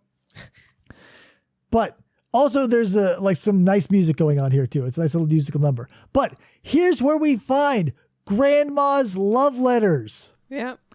So Gar-Field is on top of 2 steamer trunks, and there is a cardboard box on top of the second steamer trunk he is hiding behind. So as Odie leaves, Gar-Field comes up behind the box and, like, you know, with characteristic cat-like grace, slips and falls, hitting the ground, causing the cardboard box, as you will often see them do, to rock back and forth. Very unstable cardboard boxes. Happens all the time. Falls over, so the letters fall out. And RJ, what else was in that box? Was there... Nothing? You're exactly right. It was completely fucking empty, save for just a bundle of goddamn love letters that Grandma was completely over the moon over, that were just wasting away in a barn. What? Yeah. Well, I feel like that's the equivalent of a photo album. It's like, how often do people actually take photo albums out? Why is it in a barn? You're looking past the problem, RJ. It was in a goddamn barn. You keep animals. You keep tractors. You keep hay in a barn. You do not go like, hey, yep, baby pictures. Hey, Grandma, running out to the barn. Can I take your love letters with me? I'm just going to throw my baby pictures out there on the hay. No, sorry, into an empty cardboard box? What the hell? They basically used it as like a shed or a storage unit. Right, but let's be real. Again. That stuff should be kept in your house. I digress. So, Christmas morning. Everybody gets exactly 1 present. Grandma gets a bowling ball. Now, this is confusing. John is an adult man. He gets a sweater that he will have to grow into because it extends 18 inches beyond the tips of his fingers. Who, number 1, got him that? And are they, number 2, under the impression he is still growing? Doc Boy sewed it. He wouldn't have sewed it, he would have knitted it, and it probably wouldn't have been Doc Boy, it would have been Grandma. But still. Grandma would have gotten the dimensions correct. But that's the thing. So, but then who and why and when and where would this... the mom still sees them as children. But so it doesn't, like, you would still have to, like, live in a world where... Okay, so moving aside, there's a lot to pick apart here because John gets the... But, okay, another problem. The shoulders fit. Like, the shoulders are size appropriate. It's just the long arms. Whatever. Doc Boy, also an adult, gets a toy plane. What?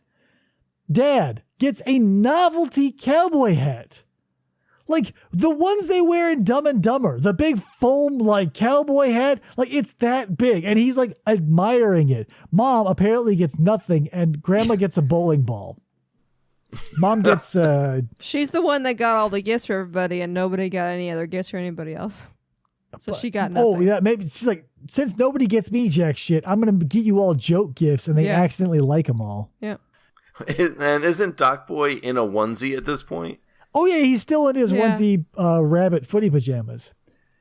And so, you know, Mom's standing there. She's like, what a lovely Christmas. And for some reason, Gar-Field tugs on her apron and he goes, wait, it's not over. So number 1, why does he need to tell her that? And number 2, why was he waiting until someone made that announcement to go get the letters for Grandma? And did she understand him? Also that. Mystery. So he goes, wait a minute, I got something else. Goes and gets the letters, and I've alluded to this before, but now I've got concrete, factual evidence to back it up. So Gar-Field says, here you go, Granny. It's a bunch of love letters I found 10 feet that way in a barn exposed to the elements. You must love these. So she got like 4 or 5 love letters when they were, quote unquote, courting during the war. So imagine what a GI is writing to his best girl back home, having access to 0 internet and no pornography. Mm-hmm. You're hoping like hell your wife to be will write you a dirty ass letter. It's true. So what we get to see here is Grandma reading the beginning of a nice poetic letter that quickly devolves into raunchy sex talk because she falls silent, laughs her ass off, and starts going, And so the mom character goes, oh, well, read it, Grandma. And she goes, excuse me, it is not ladylike to something about the desires of a feminine body or something like that. So she is like, yep, these are sex letters. And guess what Grandma's doing for Christmas?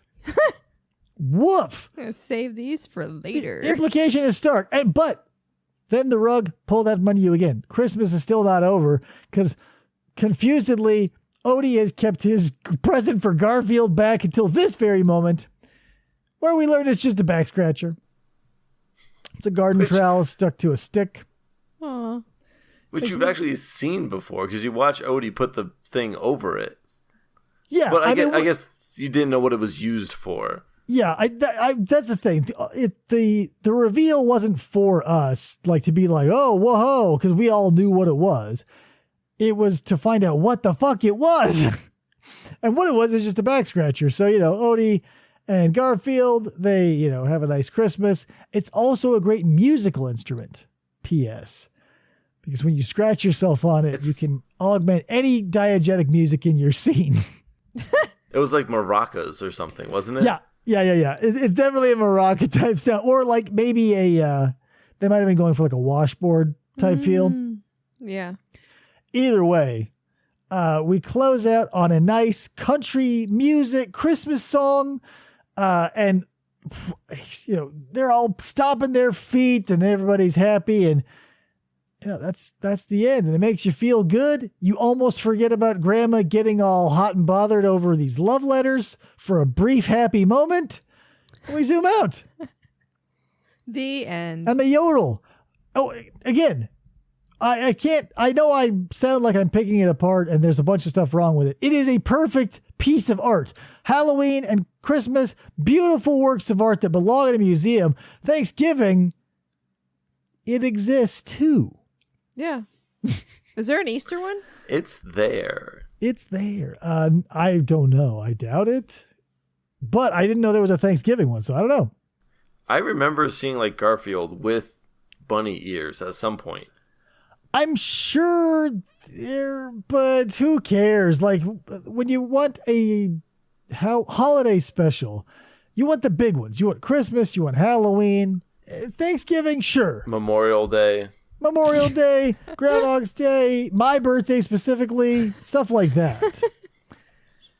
But yeah, I wholeheartedly, I've done these no justice. You need to watch the Halloween, the Christmas one. And since it's, as of this recording, Halloween's right around the corner, you have no reason not to. Number one, it's free. Number two, it's 24 minutes long. Number three, it's hilarious.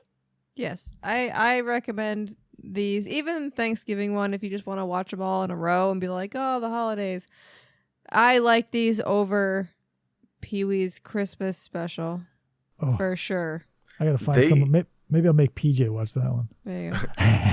As I was like I said, I was watching these on the TV. I had YouTube on my TV, so every time one finished, it like immediately started to play the next video, and every single time it was like Berenstein Bears Christmas special.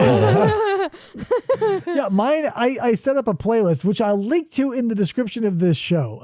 I've curated a playlist with my top 3 picks because there's like 40 or 50 uploads of every one of them out there. These are the good official ones.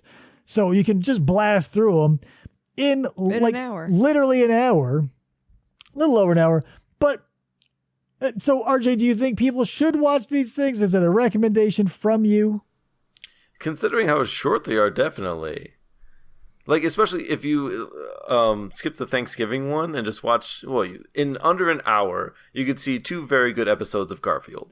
Yeah, I recommend if you haven't seen any of them, take them all in at least once. I may go back to the Thanksgiving one when Thanksgiving rolls around just to fill space or to distract myself from a relative. something along those lines. But like, I legitimately go back to the Christmas and Halloween specials year round. They are in my heart year round. Thanksgiving, not. Not. So which one was your favorite, RJ? Probably the Halloween one. Okay, I knew it was going to be a toss-up between Halloween and Christmas. Oh yeah, it definitely Obviously. wasn't.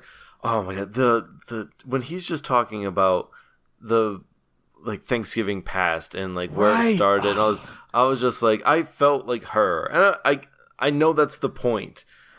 So I'm conflicted about that scene because number one, I'm bored, obviously, like the poor veterinarian, because he's talking about shit no one cares about. But here's the thing. Every time we cut back to him, he's still giving information about Thanksgiving from all walks of life and all different cultures. So I have to respect a man who goes out of his way, because it's not like he's making that up. Right. He was dropping facts about Viking Thanksgiving, about South American Thanksgiving, about Canadian Thanksgiving. Japanese. And he loves Thanksgiving so much, but has never prepared a Thanksgiving dinner before by himself. Well, John's naive. He kind of lets you know that because when he's like doing a shitty job cooking, he's like, I don't know why everybody thinks this is so hard. Yeah. So he's just an idiot. That's why that's why the vet, not so hot on him. And I think he was she just said trying to buy yes. some time so grandma can get things done. Right. Oh, that yeah. was the whole point of the grandma thing. But like, that's what I wanted. I wanted him to be like a charismatic character for once. Like, be thankful that for once you fucking pulled it together. But no. The Thanksgiving one felt like it came out when all the money and budget ran out, like they did. Because I know Halloween was 87, and I felt like Christmas came next because they were the two big ones. And they're like, well, yeah, fine, we'll do a fucking Thanksgiving, but let's be real. It's 1994. No one cares anymore, and you've got $800. But they literally came in that order. It was 87 for Halloween, 89 for Thanksgiving, and 91 for Christmas. And so we have this reverse bell curve of like diamond. And wild. And so that's why the two really stand out in contrast now. Like the Thanksgiving one makes the other two all the sweeter to me. Yeah. That's true. Boy, oh boy. Guys, thank you so much for tuning in. If you did, I know, like, here's the thing. You could have spent an hour, a little over an hour watching them, but you just spent almost 2 hours listening to someone talk about it. You really need to rethink priorities. RJ, do you want to recommend anything to our audience? Aside from this, obviously we're all recommending the Gar-a-Field stuff. Back for Blood finally released, so you can go play that right now. Beat for Meat, classic reference. I said that in the Discord, and it went over gangbusters with one person. Still, I thought it was funny. Also, I told you this off air, and I'll tell you this on air too, just to let everybody know. RJ is a crowd pleaser, so I'm happy to have him back. Number 1 episode, 2 weeks running. Wow. Woo! So, which no episode has ever done before. I'm honored. So we're making progress. I didn't bestow you the honors. Thank the audience. I didn't do jack shit. I didn't listen to it, so. But what if it was me and I was like, you know what? I'm going to hack the system and I'll just download it myself on every platform. And then I'll tell RJ that it was legitimate. No, there's no reason I would do that, RJ. Krista, you want to recommend anything to anybody? I haven't really done anything new, so. Boop-a-doop. No. Okay, I'll recommend. Oh, God, the book is in the other room, so I can't recommend it. And plus, I'm only a chapter in, so it would be unethical to do that with a clean conscience. So what I'll do is recommend, here's the thing. If you want to get into all the stuff that I've been getting into, if you know me, there is a shop on Etsy called DIY Mala Kits. And they sell not only DIY mala kits, but pre-made Tibetan malas, insanely reasonably priced. So I'll push them because I bought like 8 from them now. And they're local. And right? they're local, yeah, they're Local to local here. Arizona. The dude's in Levine. I realized I could have picked him up. Yep. Whatever. That's my recommendation. Also, keep your eyes toward Gar-a-Field. I was all day RJ, I was racking my brain of trying to find an excellent portmanteau of Hydra and Gar-Field, and there isn't one. Because with 3 heads, the 3 episodes, I was trying to pull something together and nothing. Even now, obviously, I'm floundering. It's like Gar-Fydra? Hydra-Field? It's nothing. I don't know. But if you want to use an image with whatever you come up with, if you go back to when was he on a diet? Thanksgiving.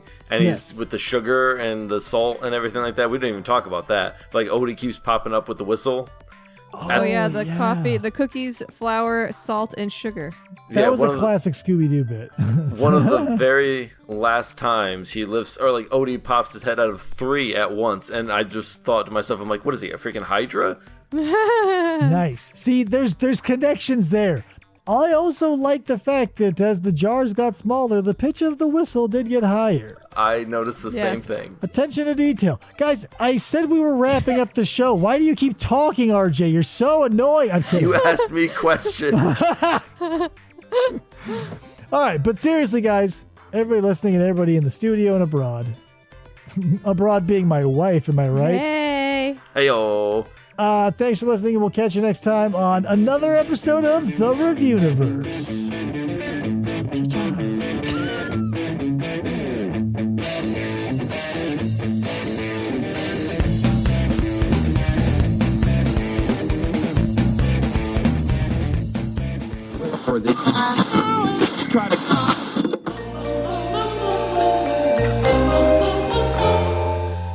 Fistful of Podcasts Radio. Oh boy, so here we go. I guess we're going to call this an episode of the Reviewniverse, so welcome to it. But not yet. We haven't started, actually. Okay. You'll know when, because I'll start screaming. We'll go. I don't breathe in that hard or that loud. Ah, no. Okay, had to wet my whistle. Here we go.